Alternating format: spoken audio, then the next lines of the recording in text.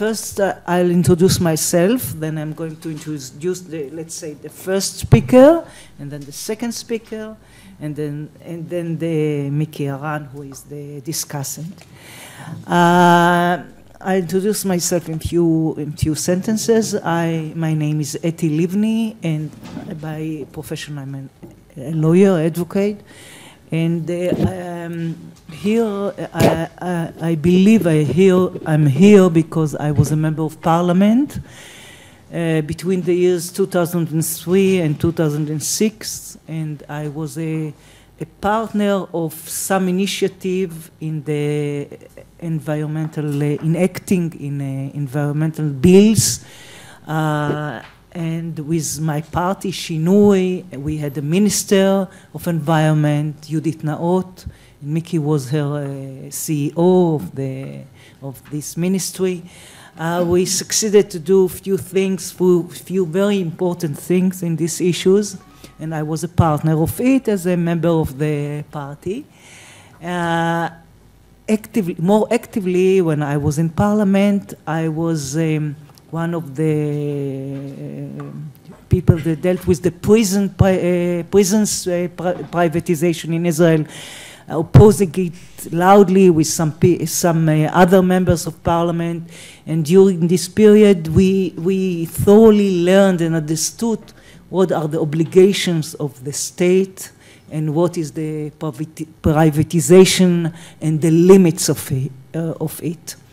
Now, with Tzipi and others, we are part of Forum Dvorah of women, top women in security, national security, in all fields. Tzipi adds about issues of environment and others. And we are promoting the status of women in Israel, I hope quite successfully. So Tzipi will be starting by giving her presentation, and I would like to present Tzipi, attorney Tzipi Isaar-Izhik. She is from the Netanya Academic College, and she is the director of the Center for Environmental Protection, School of Law, Netanya Academic College. She was the executive director and very prominent one until 2003, and deputy director and senior attorney, the Israel Union for Environmental Defense, IUED, the leading environmental advocacy NGO in Israel. And everybody in Israel that has some interest in this issue knows her name because she made a difference. She was involved in many bills and many congress and conferences, and she just now submitted her PhD research in law. Hopefully next year she will be a PhD. Her topic was the conflict between environmental protection and market competition. And she joined now Lipa Meir and corporates law firm, and she's leading this environmental law department of this firm. Please, Tzipi, go to the subject that is defined here. Do it your way. Thank you. Thank you, Eti. It's a great honor for me to be here. Can you hear me? Yes. Okay. I think it's not working. Is it working? Okay, so just a minute. Okay. First, let me start with thanking the organizers for inviting me and for organizing this session on environmental and energy issues. It's a very great pleasure and honor to be here and to talk with our partners, our Turkish colleagues. I talked yesterday with Oz. I think we have many things in common in these issues, and I hope we have a good discussion in this session afterwards. Okay, so I'm going to talk about challenges of privatization of natural resources and environmental regulation in Israel. As a lawyer, of course, my research interest deals with the environmental regulation, but in this session I'm going to focus on the linkage between privatization processes of privatization of natural resources and, of course, environmental regulation. This presentation is a kind of a summary of our research in Chazan Center at Leer Institute regarding regulations in Israel, and I'm dealing with the environmental regulation in this project. So it's going to be a summary of that case study, and actually I'm going to give you my lineup of this presentation. I'm going to start with the examples of privatization of natural resources in Israel. I'm going to describe the effects of the privatization processes on environmental regulations, and then I'm going to focus on the case study of the research, which is the coastal and maritime zones of the Mediterranean Sea in Israel. And then, of course, I'm going to wrap up with some recommendations about my recommendation about how to deal with the challenges that the situation is bringing upon us. So, privatization of natural resources in Israel happens in a few ways. There are a few examples that I wrote it about the ways that it happens.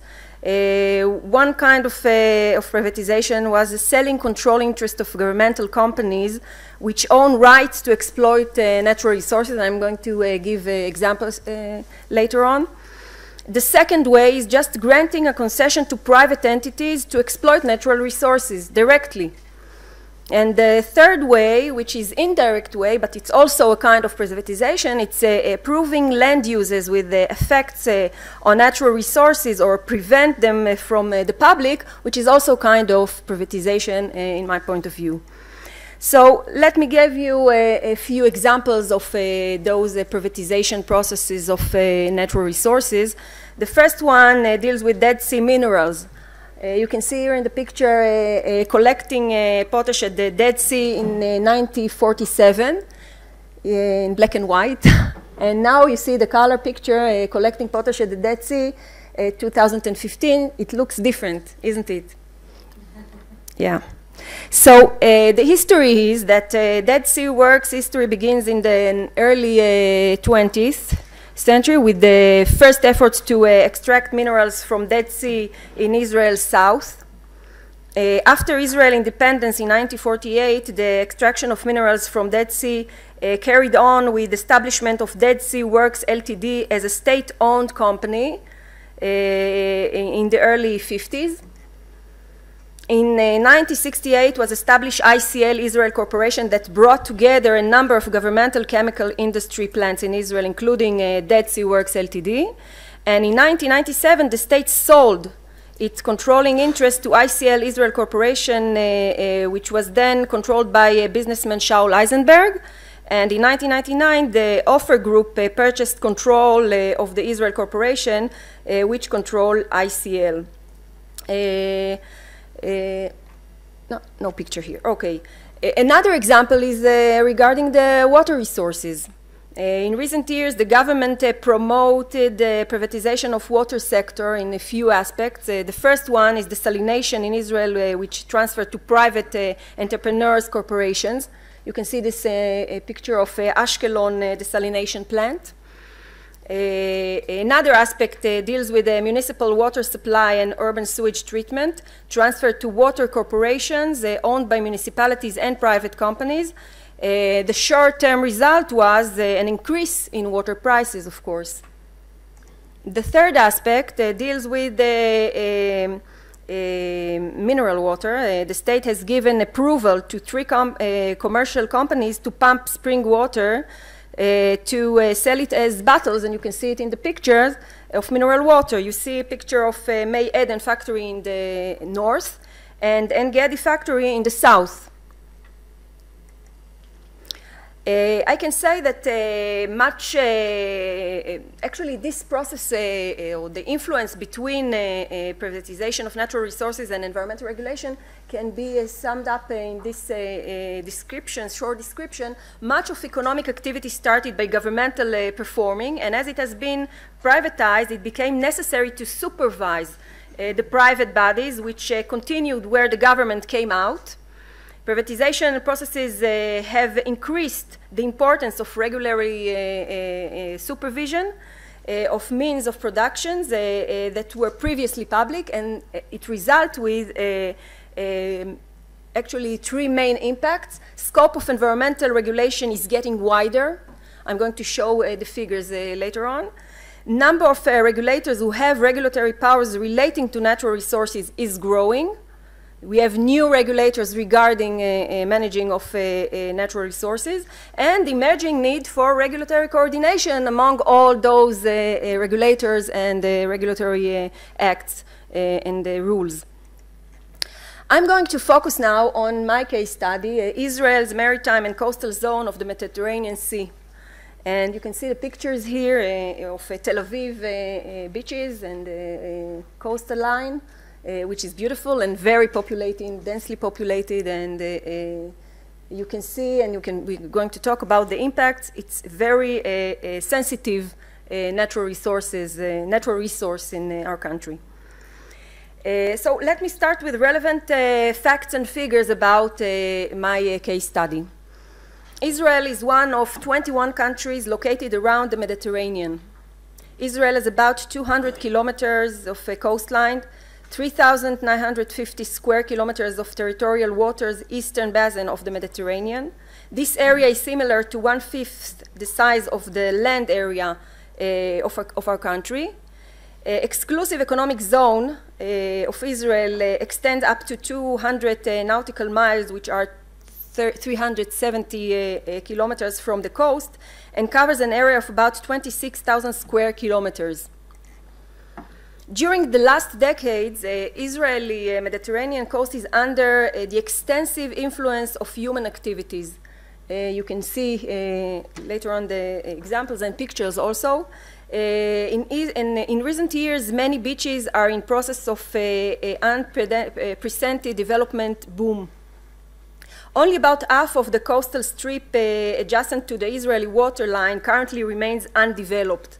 Implementation of all existing development plans will change the nature of the striking coastline. Development has already reached into the sea area, and its scope is expected to grow. There are plans to expand the ports, desalination plants, natural gas treatment facilities, gas pipelines, oil drilling, communication cables, protection cliffs, and more. The territorial waters, in addition to their use nowadays, intensively utilized for various kinds of infrastructure facilities, leisure and recreation. Changes imposed on the marine environment following the intervention of men were in many cases without monitoring or forecasting, by taking risks that are not yet fully understood. You can see here pictures of those kinds of uses, desalination, the gas infrastructure, and so on, and the port.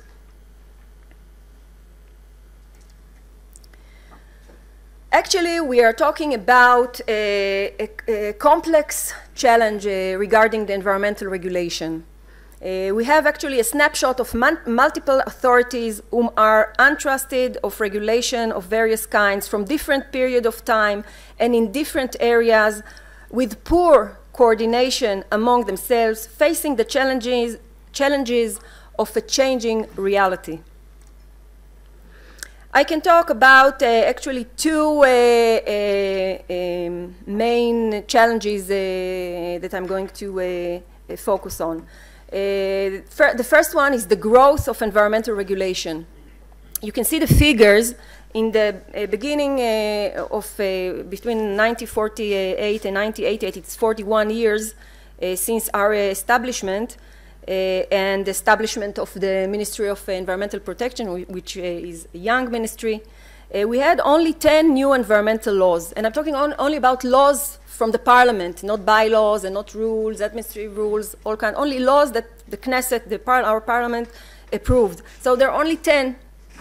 In the next 17 years, between 1989 and 2007, 2007 it's the UN report on climate change, as you all know. So there are another 10 new environmental laws.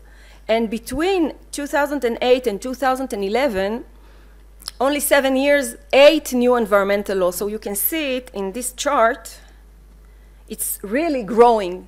Really growing number of environmental regulations. It makes it very hard for entrepreneurs, for people in the market to know exactly what says each rule and how they going to coordinate among themselves. And of course, it's not easy. It's a burden. It's not easy to manage the resources in that way. Another challenge that I'm going to talk about is separation of powers among several regulators. This is a phenomena which academic literature defines as a common phenomenon that occurs wherever any economic activity is regulated in parallel by multiple regulators. It's a known phenomena, and it's of course this case is a good example of this phenomenon. Actually, regulators of the maritime and coastal zone in Israel are, or including, the Environmental Protection Ministry, the Transportation Ministry, the Energy, Water and National Infrastructure Ministry, the Economy Ministry, Ministry of Health, Ministry of Interior Affairs, Ministry of Defense, Ministry of Tourism, Ministry of Agriculture, and it's not the end. So it's really hard to manage resources with so many regulators. Each one is looking at other aspects, of course, other scope of interest, but there are many regulators to deal with when you are talking about these resources. I can give you a few examples. When you're talking about maritime transport, ports, and marinas, oil spills from vessels regulated by legislation within jurisdiction of Minister of Transport and Minister of Environmental Protection. Seawater pollutions prevention legislation regulated by the Ports Authority, subject to the Minister of Transport and Minister of Health. Additional enforcement powers related to offshore facilities near the beaches are subject to authority of the Minister of Environment. So you can count the number of regulators only regarding maritime transport, ports, and marinas, and they're not in a consent among themselves. They actually have conflicts. Each one has his interest and point of view. It's not easy, as you can imagine.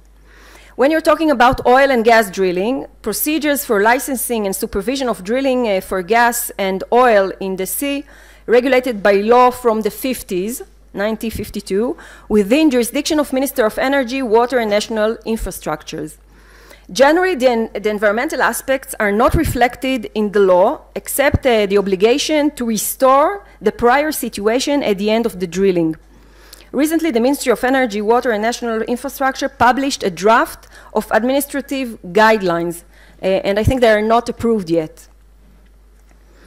Another example is fishing and aquaculture.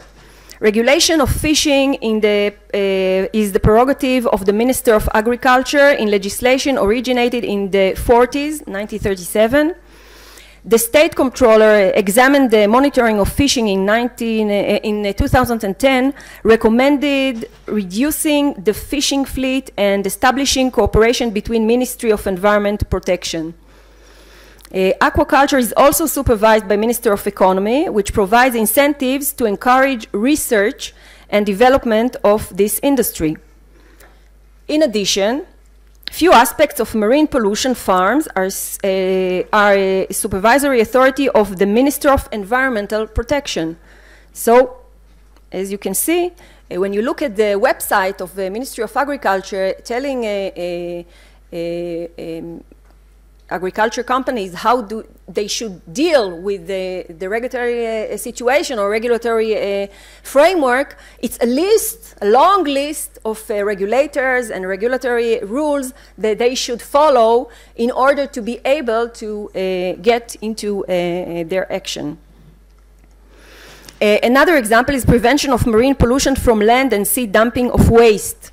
The legislation for preventing land-based pollution and dumping of waste into the sea is authorized by a governmental committee, which has 6 representatives of the governmental ministry, including the Ministry of Environment, the Ministry of Defense, Ministry of Health, Ministry of Transport, Ministry of Tourism, Ministry of Economy, as well as 1 representative of environmental organizations in Israel. And this committee should deal with permits that are submitted to this committee by commercial companies that their activity has marine pollutions, and of course the committee has to prevent pollution. It's not easy. Okay, the regulatory complex, which I mentioned, of course, it's actually created due to privatization processes, but not only, and I have to mention other reasons as well, like globalizations and like a development of new sectors of businesses. When I'm talking about globalization, I'm talking about international organizations which Israel has joined, and they imposed an obligation to establish mechanisms for monitoring the compliance with international norms within its jurisdictions. Responsibility for implementing the international norms often imposed on number of parallel regulatory agencies and parallel to the prior agencies which were the regulators before the joining those international agreements. And when I'm talking about new sectors, of course, I'm talking about technological development and modern economy that have led to development of new sectors of economic activities alongside the existing ones, like cellular communications, clean tech, cyber, natural gas industry, and so on, which of course created a new need for supervision, regulatory supervision, and new regulations. I must say that if you think it's bad or if you think it's good, I think both of you are right, because there are advantages and disadvantages. When we are talking about advantages of separations, powers among several regulators, you can, of course, indicate that its advantages is limiting the regulatory capture phenomena, preventing excessive concentration and accumulation of governmental power, professionalization and specialization, and the synergies and better protection of public interest. So there, of course, there are few advantages causing you can count on them when you are trying to protect this point of view. But of course, there are disadvantages of separations of powers, creating conflicts between regulators, normative fixation and stagnation, bureaucratic burden on the market, lack of coherence among control policies, and of course you can hear a lot of this kind of claims against this situation, not only in Israel. I think it's something which you can see in many other OECD countries as well. So we have to think what is the balance between regulation and supervision needs and economic development needs. How do we get to the appropriate balance? This is the challenge that I've tried to cope with in my research. I don't have enough time to describe all of it, but I can say a few words about my recommendations. So I suggest a mechanism for integrated management for a maritime and coastal domain in the Mediterranean Sea. I think that there should be a legal regulatory mechanism incorporated as central authority managing maritime and coastal zone domain. There has to be set rules for balancing the different interests. This mechanism should be authorized with the legislative and planning powers. The new central authority should be equipped with governmental budget to run a professional body and to create a base of knowledge about all the implications, all the impacts, all the environmental impacts. It should adopt decision-making processes based on transparency and public participation of all stakeholders. And nowadays I can say that the challenge lies now at the doorstep of the Knesset, because there is a bill sponsored by the environmental movement in Israel. A few Knesset members, of course, are the initiators of this bill. And I also know that within the government there is a thinking committee trying to deal with those challenges, because they are real and they are actually something that we should cope with. Instead of summary, I might say, we can't solve problems by using the same kind of thinking we used when we created them. And of course, this is Albert Einstein. So thank you for your attention.